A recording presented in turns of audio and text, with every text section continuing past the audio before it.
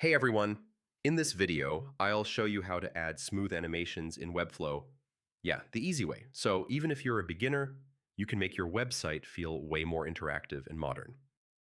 First, open your Webflow project and look at the right sidebar. Click on the Interactions panel, that little lightning icon. That's where all animations live. Now, click on any element you want to animate, like a heading, image, or button. You always need to select something first before adding animation.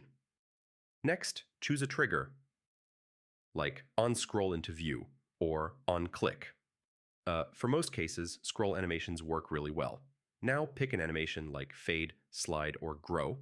You can use built-in presets or create your own, but yeah, presets are perfect for beginners.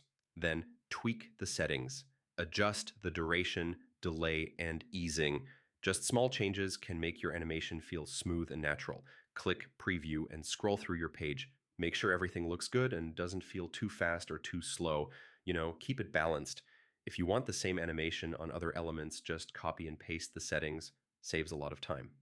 And that's it. You've added animations in Webflow. Yeah, super easy, and it makes your site look way more professional. Hey everyone,